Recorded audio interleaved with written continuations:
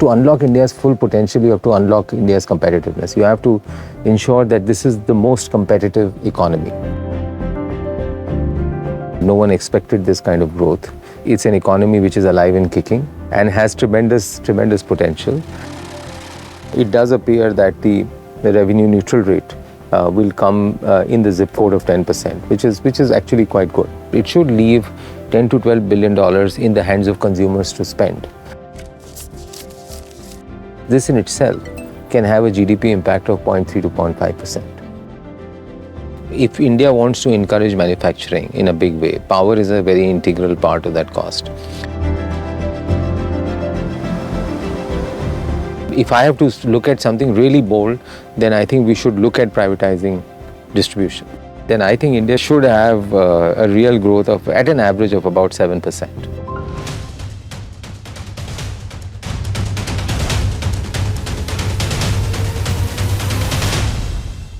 Hey everyone, this is the India story.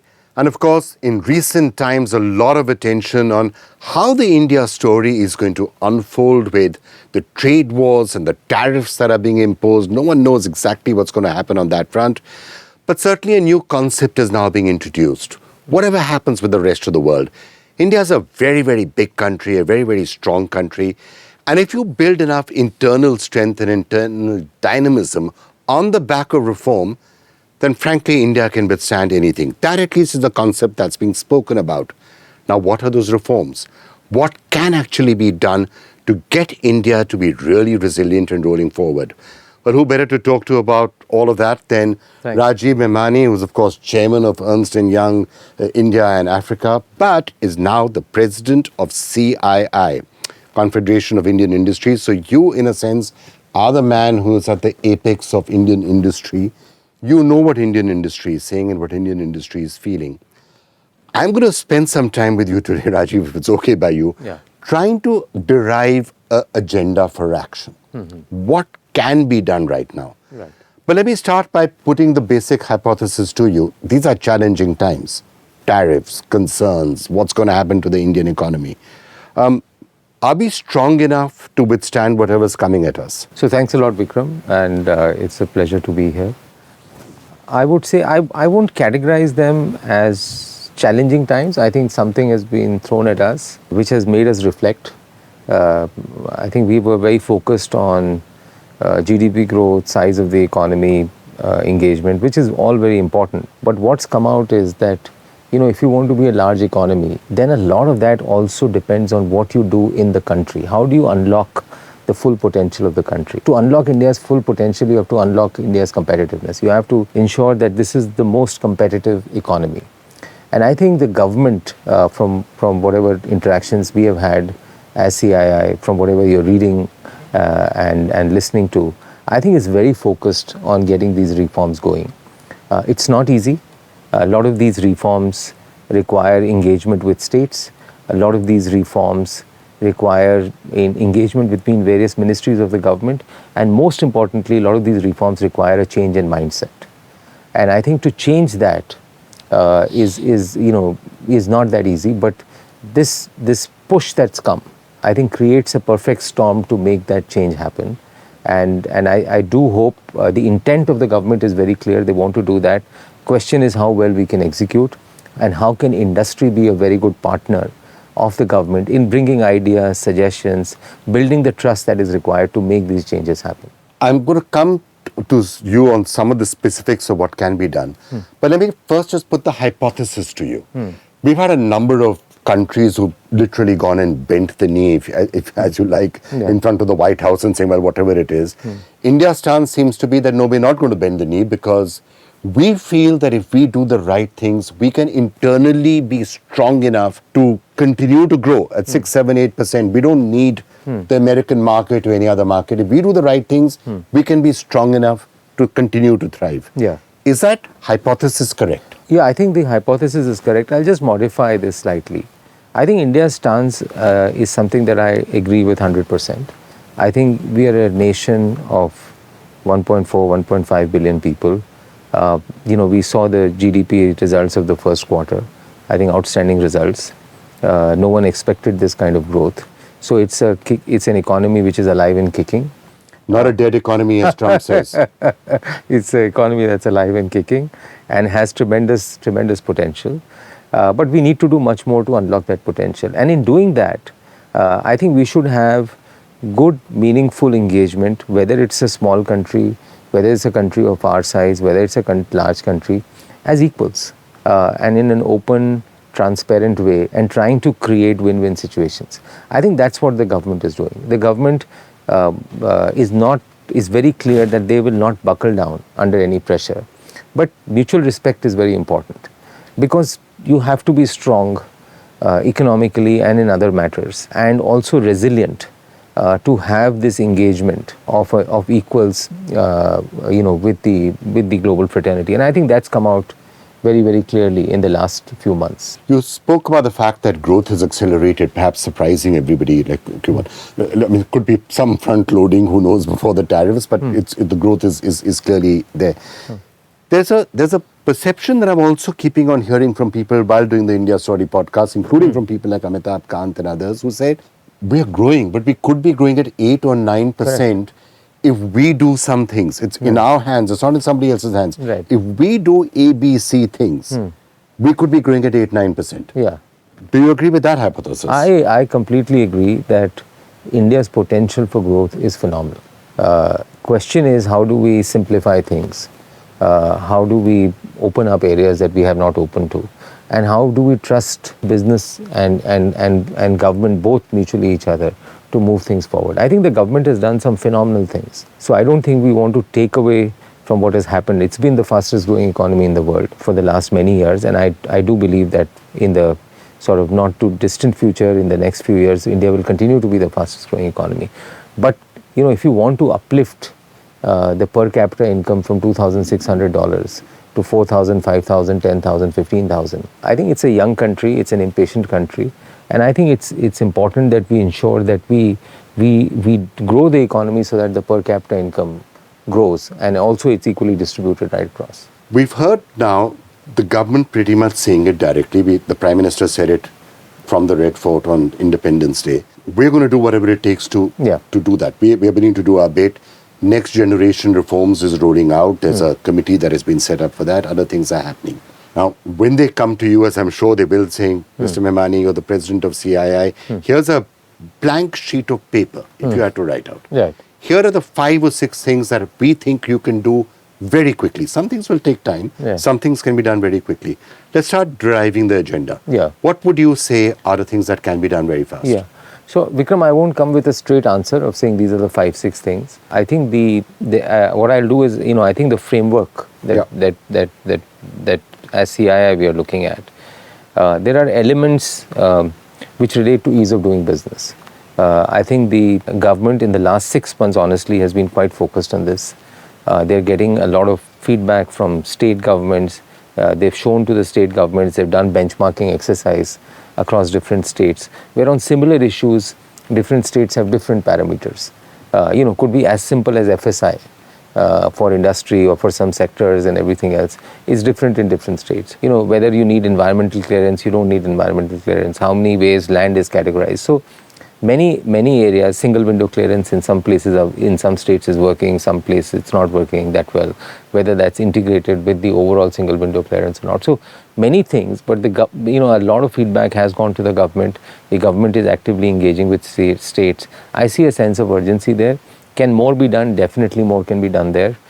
Is that going to move the needle in terms of growth? Maybe it will, for sure. It will simplify things, but it's very important. It's a fundamental layer. But it's important that we have to do much more than ease of doing business to get the growth going. And ease of doing business also has an element of judicial reforms. So I think that in itself is especially in some sectors. I mean, overall, yes, I'm not an expert in that, but I can't. But in some sectors, when we engage with some sectors, specifically those which engage with governments much more, whether it's infrastructure, power, energy, mining, this entire judicial reforms and how do we reduce dispute resolution is very important. So that's one bucket. The second is, how do you reduce the cost of production? How do you make India more competitive? So whether it's land, whether it's labor, whether it's power cost, whether it's logistics cost. Because, if you have a scenario where tariffs are going to get lowered, if you have a scenario where India wants to be exporting to different parts of the world, and not just leveraging on lower cost of labor, but just an overall efficient economy. If you want to create an overall efficient economy that's just not low cost, but just efficient, then the efficiencies of these factors of production, that is very important. So that's the second piece that we are focusing on. So let's call them factor reforms, yes. right? Land, labor, other changes that are done to improve factor efficiency. Yeah. The third, what we are looking at is to say, okay, let's look at sectors, various industry segments, and let's look at what are the 3 to 5 things that can be done in each of the sectors to make them more efficient, more competitive, one, but also unlock their full potential. It could be the power sector, it could be mining, it could be infrastructure, and that is the third bucket that we are looking at. And again, electronics, global value chains, consumer durables. So your pharmaceuticals, chemicals, agri is a big piece. So, what are the things that can be done in each of the sectors? So that's very clear. So reforms are needed. Yeah. And you put them into 3 broad buckets, which are ease of doing business reforms, which includes legal and judicial reforms. Number 2 is factor reforms, so you make India a more competitive economy. And the third is in individual sectors you find ways of having reforms to unlock the economy. Yeah, and taxes would sit between ease of doing business and cost of doing business. So we'll go into each of them, but let's start with taxes, because that I think is the first thing that the government is going to start looking at. Right. With GST, for example, which is, we're going to be hearing what they're doing. So let's just get taxes out of the way first. What to your mind are the major changes that need to be brought in GST? I mean, of course, rates and all will change, but what is your view on taxes? So I think if you look at India and from 2018, 2019, once GST was introduced, I think in corporate tax rates, India has become very competitive. Our GST rates were high, but as we go through this, we still have to hear what the final number is. But basis what one is reading, basis again with some level of engagement, it does appear that the revenue neutral rate will come in the zip code of 10%, which is actually quite good. So I think from that perspective, it has become pretty strong, the entire rate structure. The one thing that I would say is that India, if they really want to push investments, then we should provide for an accelerated depreciation on goods that are manufactured in India, and provide an accelerated depreciation for a short time frame, maybe 3 years, so that the industry becomes, there is a timeline in which you want to put, there is greater incentive to put capex in. And I don't think the revenue impact of that is going to be very significant. Also, most of it is timing difference. So I would say that that's one area. Obviously, once the GST rates come, there will be discussion on whether X should be in this bucket, Y bucket. But I would say overall, this is a big step up move. And you are definitely expecting a collapsing of rates, right? Yes, that's bound to happen. Yeah. That, I mean, the Prime Minister has announced, the Finance Minister has announced that. So 5%, 18%, and then something in that few goods in the 40% category, or whatever that number will be. And I think this will leave about, I mean, we need to look at the numbers, but it should leave $10 to $12 billion in the hands of consumers to spend. And whenever that happens, it has a multiplier impact on the economy. So our sense is this in itself can have a GDP impact of 0.3 to 0.5%. And also, timing-wise, is very good because it's coming at a time when the compensation cess is going away. So the revenue impact, I don't think will be that much. But obviously, we still don't know the details of how compensation cess will be dealt with and everything. But what is more important is how do you also look at procedural reforms? And especially, I would say, in GST. If you're a company, even if you're a small company that's operating in 5 different places, you have 5 different audits. In those audits, people follow different standards in the way they do the audits. Different states take different stands. And it becomes very difficult for a company to go, or, keep on going through litigation and everything. So at least CII's suggestion has been that just do one audit. Let the states, or maybe do 1+1.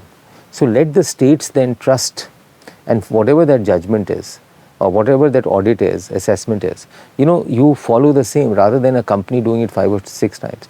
And please standardize the processes, procedures in the way the audit has been done. And if there are notices that are issued which are without basis, please ensure that they are factored in when you are doing the performance appraisals of the officers. Or you also put filters in place that if you are issuing a notice of a large number or something different, then there's a proper sign-off procedure that is there. So I think this entire simplification, starting from registration, where from company incorporation to registration of GST to PAN and everything else, should be done in a much simpler way rather than it taking months to do that. I mean, there are 2 or 3 different ministries, 2 or 3 different ways in which all of them work, but in many countries now you're seeing it's all being done at one go, one place, very simple. And these are things when people enter the country, when they know it's going to take us 6 months to start operating, or when a startup is doing, or when a company is doing, so these are messages that are very, very important. So you're saying enough time has gone since GST was introduced. So by now this procedural reform should also be done. Make it simple, make it easy. You have all the data. You have all the data. So, just use the data much more smartly. You'll get all the information that is there. The third thing is this entire decriminalization. If there is some leakage which is 1 crore plus, you can be prosecuted. If there's a leakage for 1 year, if there's a leakage of 3 years, 3 years, you can be prosecuted for. If it's 5 crores, 5 years. Now, whether it's a small company that doesn't have the resources, if it's a genuine error or it's a difference of opinion, when you have the sword of prosecution hanging, you know what happens then. The SSE or others, they really become nervous, and then there is misuse of that power that happens. So we should just make... It leads to corruption, essentially. Yeah. And so we should just reduce decriminalization. We should have proper processes where you can say that, these are the penalties if you do this and everything else. And decriminalization should be, criminal act, or, if the government has to act on that basis, that has to be very, very few things. And the mens rea has to lie with the department. The SSE should not be justifying, which is in the case of GST in many cases, why there should be. So I think that simplification, because that to me is the biggest form of ease of doing business, where rubber hits the road the most for a small business, for a medium business, or for a large business. And large businesses can deal with it. But for a small to medium business is when they are interacting, because the GST is when the interaction is regular on a very regular basis. I mean, decriminalization and statute of limitations is something we'll come to in the rest of the reforms. Yeah. But in GST, you're saying it's particularly important. Very particularly important. And so are you hopeful that in this round, some of these, I'm not sure whether they're going to put petrol into it and do some of the other reforms, those might happen later. Yeah. But are you hopeful that in addition to the rate changes, these reforms will come soon? I'm hopeful, Vikram, because I think the government has the posture that they have is, they're definitely listening. They understand the issues. There were lots of issues around people, misusing the entire credit mechanism, and a lot of these actions came because of that. But now they have enough technology to track stuff like that. So, yes, there will be, if you want the traffic to flow quickly, there will be some people who will, jump the light. Find technology to say how you can figure out the people who are going. But if you're going to slow down the traffic for that, or not encourage people to get on the road, I don't think that'll help. So I think that will happen, and should happen, is in my view. And I think there are enough, again, the same process, enough material that has been presented to the government with solutions. So hopefully, some of this comes. But right now they're very busy on the entire rate piece. But I do believe that by the time we come in, in the next 3 to 6 months' time, some of this sees the light of the day. See, on direct tax, I think the simplification, the new act has come, which is very good. But there are still areas on alternate dispute resolution, which are very, very important. If you go for assessment and you get a notice of whatever, there's a difference of opinion of 40 lakhs, 50 lakhs, 1 crore, 5 crores, 10 crores. If there's a way where a settlement mechanism can happen at that time, you don't clog up the legal system. Otherwise, everything goes right up till the Supreme Court. So I think it's very important that one, CIT appeals and others are appropriately staffed. Other alternate dispute resolution mechanism that the government has, they are adequately staffed. But you also create new ADR mechanisms so that, the people know, there is a muscle memory with a lot of people that, taxes are a big issue in India. But if you have these alternate dispute resolution things that are there, at least some of these things can get solved very quickly. And then, Vikram, on permanent establishment, especially for GCCs, for electronics manufacturing, these are things that don't cost any money. But if we can have laws which are consistent with the laws that are outside, that other countries in the world are doing, it will give further fillip to electronics manufacturing. It will give further fillip to GCCs, which have become, both of them are very important levers of growth. One aspect of what you said right now, of course, does affect the rest of ease of doing business as well. What you were saying about the process of appeals, the process of eventually everything cascading up to the courts. A lot of people say that this is one of the biggest issues, and that the lowest risk way for an officer to actually deal with any case is to hold you guilty by default. Because nobody can point a finger, you held you guilty, now the matter will go in appeal. You're automatically appealing everything, you're automatically considering the person guilty, no one can say tumne paisa khaya hai, and eventually the matter will be settled in court 5 years later. Right. That's a pain. Surely there should be a method of saying that you actually apply your mind. You should be looking at the case, and no one's going to be holding it against you if you say this person has a valid point. I'm going to hold the person innocent. And even suppose even if they hold someone innocent, you go to the next level. The government necessarily, although there are limits that have been introduced, in almost every case goes in for appeal. I'm not just talking of tax, I'm talking of... it's a broader issue. It's a broader issue. I mean, if you look at it, the largest number of cases is where government is the counterparty, right? So, I mean, whether you look at, claims, regulatory issues, and as I said earlier, especially in infrastructure, EPC companies, when we were engaging with EPC companies, infrastructure companies, this was the biggest issue that was coming out again and again, that we have money stuck up, arbitration is not happening, even if we get a result, it goes to from the appellate authorities or from arbitration authorities, it goes on to the courts, then it keeps on hanging, then it goes from one court to the other. If you want to do something radical, really radical, you should say, okay, if the government is appealing against an appellate authority, or if where a certain settlement amount has come, or the decision is not in favor of the government, or whatever that decision is, if the government is appealing against that, then the penalty should be 150%. Put that for 5 years. Honestly, there's only one side that is dealing with the blows. For 5 years, 7 years, 8 years, there is private sector that is going through, or private sector or public sector, that they're going through that process of litigation.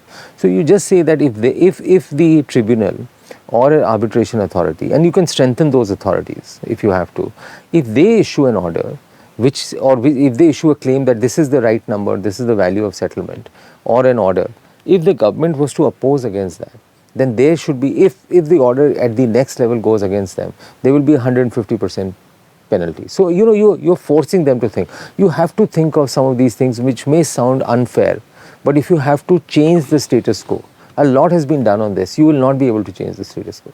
Can I think it's a very important point, so I'm going to dwell on this a little bit later, because this is something which you keep hearing back from industry all the time. That the free hit, that there's no downside to just holding a person guilty or saying we're going to appeal against everything.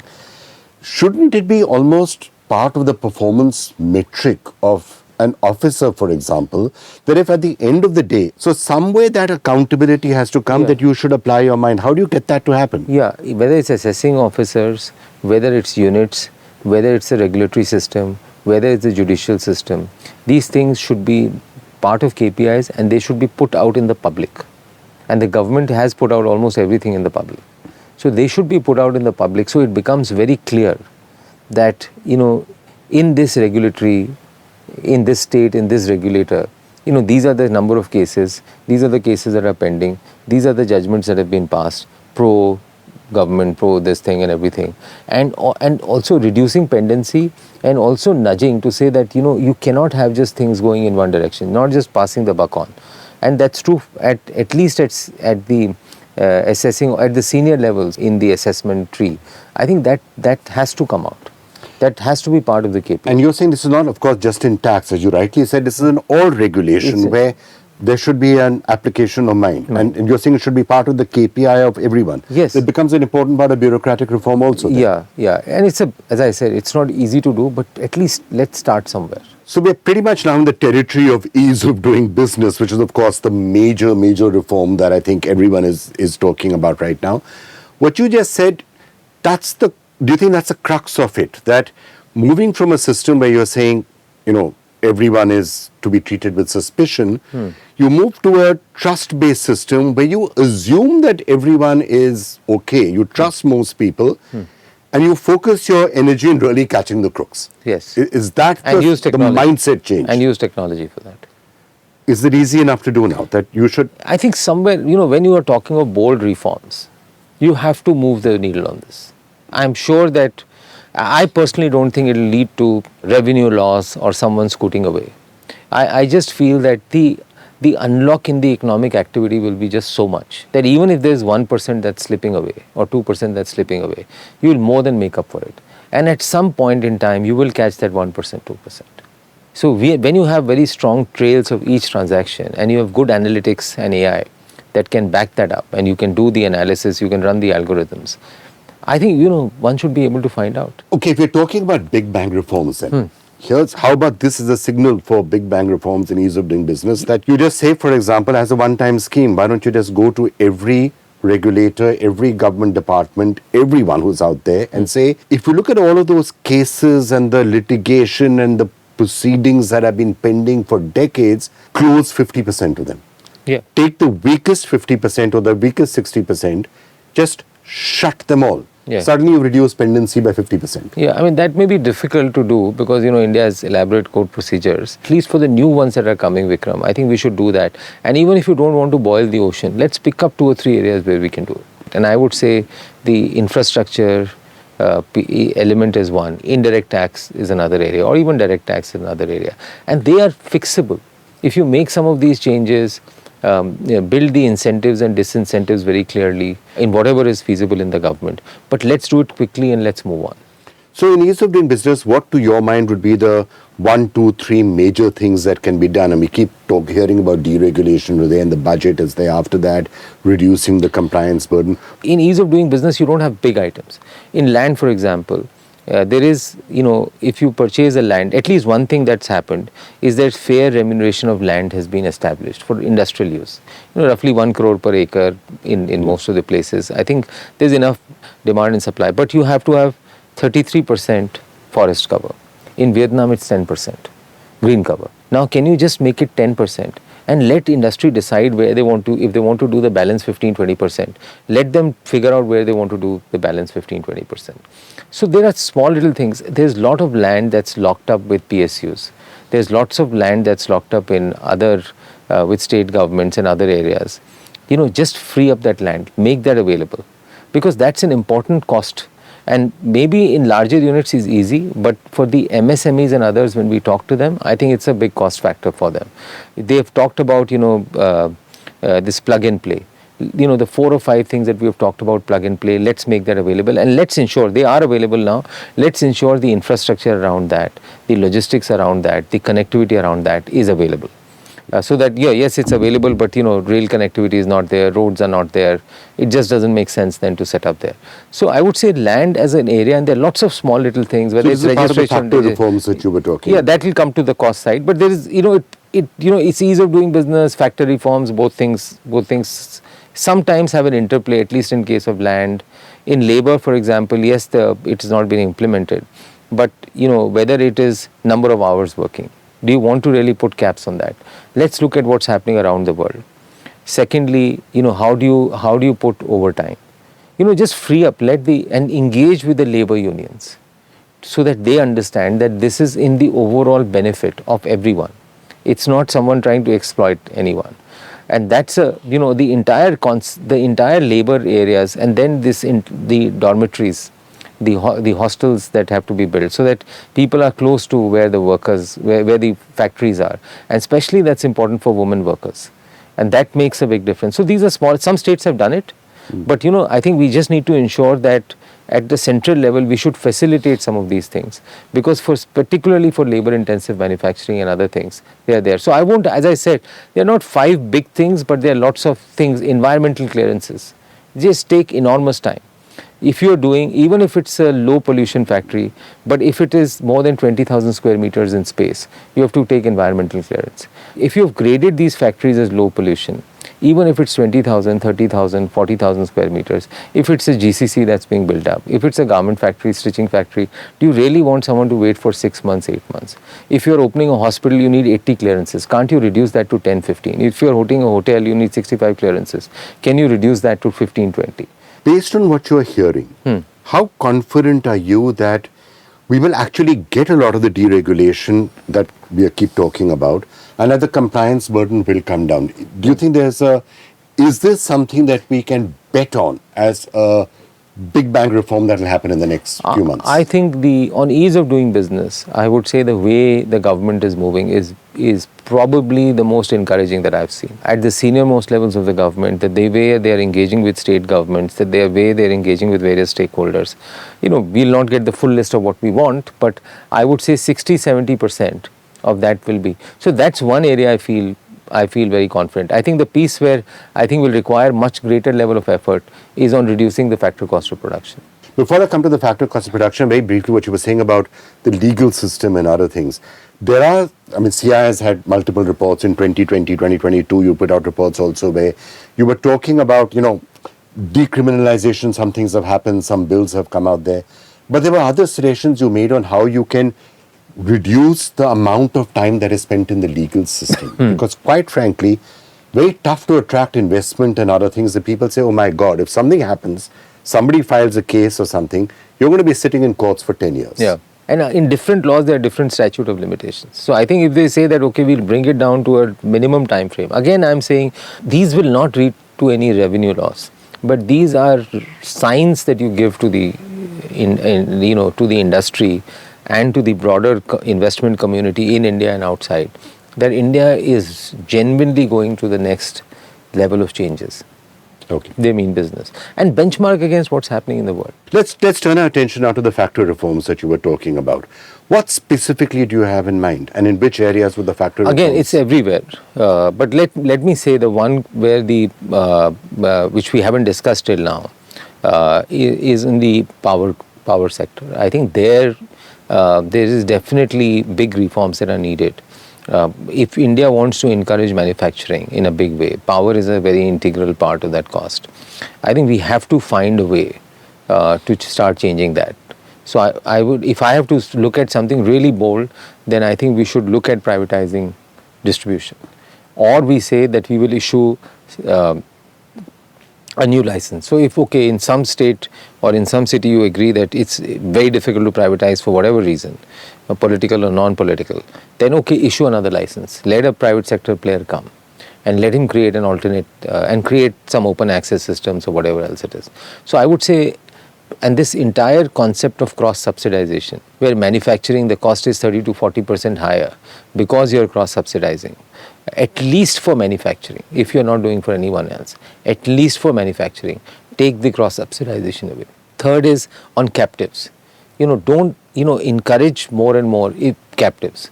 Again, don't put a loading of 40%, 50%, 60% on captives. And I think for states also, Vikram, if you look at it, their biggest debt burden today is the losses that they are having from the power sector, from the distribution companies.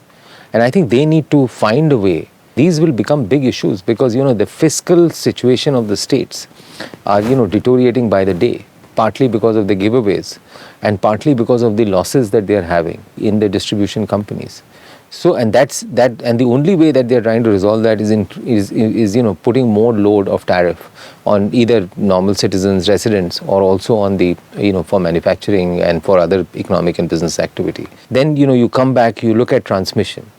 As we are getting more and more on the renewable side, just ensuring that the speed at which transmission is happening, grid balancing, transmission, there is good coordination between what's happening at center, state, the orders that have been issued by various regulatory commissions, they are getting incorporated so that at least there is a big issue on right of way of land.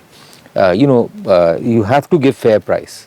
Because otherwise, anything where you're not giving fair price, where industry is not giving fair price to the landowner or for any other asset that they're taking from the public. But once the fair price is given, then let's find ways that it can move with speed. So right now, and the interesting thing is that once you do this, this is billions of dollars of investment that's coming in. And a lot of these investments, let's ensure that we create greater economic activity, greater value added in India, greater economic activity in India. So I would say, power sector, if you look at infrastructure costs and other things, again, there are lots of things that can be done to increase the economic activity and reduce the costs, logistics costs and everything. I mean, it's interesting that we're talking about infrastructure so long. Typically, like 10 years ago, infrastructure is the first thing we'd have said, but some things have been fixed there. No, I think on roads particularly, a lot has been done. Airports, as private sector has got in, ports as private sector has got in, a lot has been done. But from a scale standpoint, it is still, there is a long way to go. When you're talking about sectoral changes, because that was the third big bucket that you were talking about where things need to be done, do you think a lot of attention will have to go to some of the sectors that are actually potentially targeted a lot by the tariffs, right? Textiles may well be in crisis if the standoff is not resolved at some point. Gems and jewelry could be in crisis. There are specific areas which may well be coming under the scanner more. So do you think the sectoral impact focus will be more on those now? Yeah, you can break that into a few buckets, but if you were to look at these sectors which are labor-intensive sectors, I think they will benefit a lot from ease of doing business and factor cost of production. So, labor flexibility, land costs, environmental clearances, power reduction in power costs. I think that's one bucket where if you do that, they'll benefit a lot. The second is some of these sectors are really impacted by inverted duty structures. So the Indian customs, as a way of encouraging domestic manufacturing and to protect from certain countries around the world, we obviously raised the tariffs. Now, when you do that in raw materials, and it does give some protection, encourage manufacturing, but it overall, it significantly impacts the competitiveness. So I think in areas like textiles and others, we will, and even electronics to some extent, we'll have to see that how do we look at the entire, customs duty value chain. And I think that rationalization is very important. The third area is the port efficiencies. Logistics efficiencies, customs efficiencies. So if you go to places like Vietnam, China and others, our customs authorities just don't have that much of scale where if you really are going to push exports in a big way or manufacturing in a big way for exports, the bandwidth, that is the capacity, the storage capacity, the turnaround capacity, being available 24/7, number of aircraft that are coming in, going out for taking stuff out, they are just not there. So in many of the cases in those countries, your debonding or your customs clearance happens at the factory. So if you go back 15, 20 years, 25, 30 years back, what Mr. Whittle did for electronics, for software, to say we'll create STPs and the debonding will be there, the clearance will be done there, the invoicing will be certified there, and that changed the entire game. Maybe we have to do something like this here in some zones, some parks, or for some certified companies which are exporting at scale. So I would say for the ones that you're talking about, obviously they need one-time relief for sure, so that solvency is there and they can live through this period. Hopefully the tariff issue will get sorted in the not too distant future, but they're there to then pick up the threads from there on. That is there, but longer term I think they'll benefit from this. Ease of doing business is table stakes.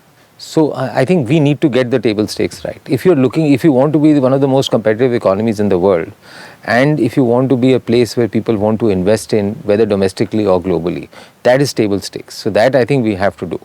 The efficiencies on factor reforms, which will lead to reduction in costs, I think that we have to zero in, and that you have to look at each of the factors, and then you also have to look at sectors to say what you need to do. The reason I'm not responding to a question on what the 5 big things are, because I think the next set of reforms or changes that are going to happen will be a lot of things that will be the micro pieces that you need to fix, sector by sector, segment by segment. It's not that like, okay, I'm going to open FDI from 26% to 51%. I'm going to do FDI from 51% to 40% and 100%. I'll do no licensing, no industrial licensing is required. These may not be as sweeping as that, but these are very micro things that you have to nudge and you have to tweak. That's really interesting what you said. So, first generation of reforms were a number of things that could be put into nice catchy headlines for journalists to say, big bang, FDI rate has gone up. This next set of reforms is in the details. It's and in fixing ease of doing business in the details, in the micro aspects of what has to be done. And you have to do this on a weekly basis. There is not going to be one day when someone is going to come and say, okay, these are the, just keep on doing it weekly, every week, 2 or 3 big things. What are the 2 or 3 big things, unlocks that we are doing? Either you do sector by sector, or you go one factor, another factor, and third factor. And a lot of this requires collaboration with states. So you actually have to build the coalition of willing states. And there are some states, who are actually on that path. And how government engages with those states and various ministries, that's very important. The other big reform, I think, Vikram, that we should talk about is GST was a very good success story where you got states and center on the table together to get things. For some of these reforms, you will have to create groups of states and center to work on that. When I talked about power and energy sector, a lot of the issues get lost between ministries and a lot of these issues get lost between state and center. So if you can create these cross-functional, or cross-functional is not right, but these cross-state center committees and groups, and ensure that they do meetings once in 15 days and solve for, these are the 10 issues, 3 solved. At least the willing states can. And the government can issue templates to say this is best in class. Then I think states also now are very progressive. Some of the states are very progressive. They'll make those changes. So I think that if you can create 3 or 4 groups like that, that'll be very helpful. It could be agriculture, it could be on power, it could be on infrastructure, it could be other areas. And there is momentum. So, capture the momentum. There is momentum in industry, there is momentum definitely in government. There is a lot of engagement that the government is doing. Let's capture the momentum. Well, actually, there's no such thing. They say don't waste a good crisis. So the fact that there's a crisis, presumably is what will incentivize everyone to do it. Let's do this quickly. I won't say there's I said at the starting, I won't say this is a crisis. But it is something which has said that, there is a level of weakness that is there somewhere which we need to address. And I think... But the crisis, I was talking about Trump and the tariffs. That's the sort of crisis that sometimes can be used to say, okay, fine, we're doing X, Y, Z things. Yeah. So I think we need to capture that. And I'm coming back to the sectoral piece, Vikram, but that is where the big opportunity will be.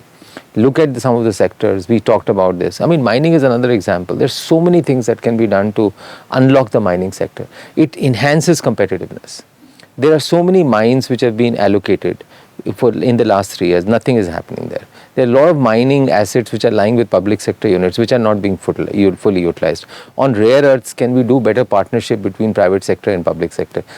Some of them have radioactivity and others. But we can set up guidelines for some of those.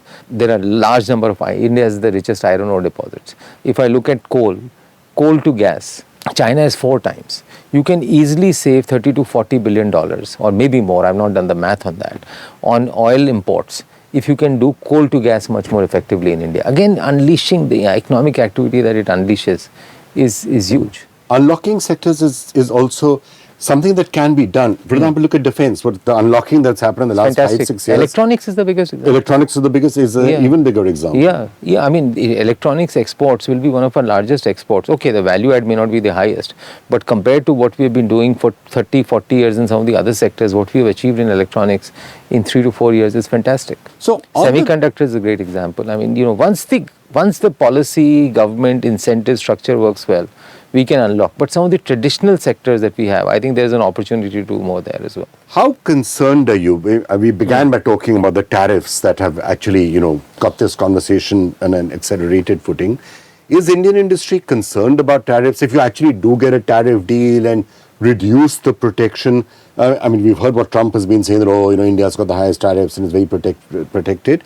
There are tariffs that have been there. Some sectors have, gone on behind that. Is Indian industry concerned about tariffs coming down, or do you think you can compete? No, Indian industry is very confident that we can compete. Yes, there are some areas where we will need anti-dumping protection, where you'll need MIPs, your minimum import prices, because as if, especially if global trade slows down or if there are barriers like this, there is anticipation that dumping may happen. So if you have those protections, especially with complementary markets, I think the Indian industry welcomed the India-UK FTA. The Indian industry is looking forward to the India-EU FTA. The Indian industry was very open if tariff was brought down significantly, if the India-US trade deal would have been done. So I think the Indian industry is very, very comfortable with the fact that if the tariffs come down, that's absolutely fine, as long as you get better access to other markets, and the government works at the back end to enhance competitiveness, which is what I was talking about, factory reforms in other areas. I think the Indian industry is confident that they can be very competitive within the factory gate. They also want to ensure that they are competitive from the factory gate to the market. Right, Mr. Memani, I think we're going to be in exciting times going ahead. You have your hands full. I'm going to end with my usual rapid fire question, just throw some 5 or 6 questions to you. I mean, if you had to pick one reform that would be on the government's priority list, what would it be? I hesitate for one, but I would say privatization of distribution will have big impact. All right. One thing that you think global investors should know about India right now, what would you be telling them if you could speak to them? If I would speak to them, I would say, just look at the underlying GDP story of India, how and how each of the sectors have progressed. And if you look at the 5-year picture of each of the sectors, I think I would tell them one, and also the track record of investments, that foreign direct investments. India has delivered one of the highest ROEs to some of the foreign investors. In the next decade, what do you think is going to be India's biggest strength? I would say, it has been the demographic strength. I think that has been the strength. I think that will continue to be the strength. But I would say one thing, India, I'm hopeful that is technology, because I think that is going to be defined. And technology is not just IT services. Technology is technology in everything, whether it's R&D technology, whether it's in pharmaceuticals, whether it's in manufacturing and others. So I would say that's a wish list, that if you have to succeed, then technology is where the strength is going to come from. If you were to look at a crystal ball, what do you think India's growth rate is going to be in the next 10 years? See, I have my flavors of optimism that always blur my crystal ball, but I would say that India should have a real growth of, at an average of about 7%. 7% for the next 10 years? Yeah, if we especially if we deal with the some of that we've discussed, if the government can execute its intent right now, because it's very clear and what they have done, and this government is in the best position to do it. If they can execute this intent, then I think India should be growing at an average 7%. 7% for a $4 trillion economy means a lot of economic activity. Yes. Let's hope that happens, because if it does, we will be looking back and saying, fine, whatever may have happened, if people think that tariffs are the end of the world, reforms are done, changes are made, India continues to grow and continues to go from strength to strength. Rajiv, Memani, thank you so much. Thanks a lot, Vikram. Thank you very much.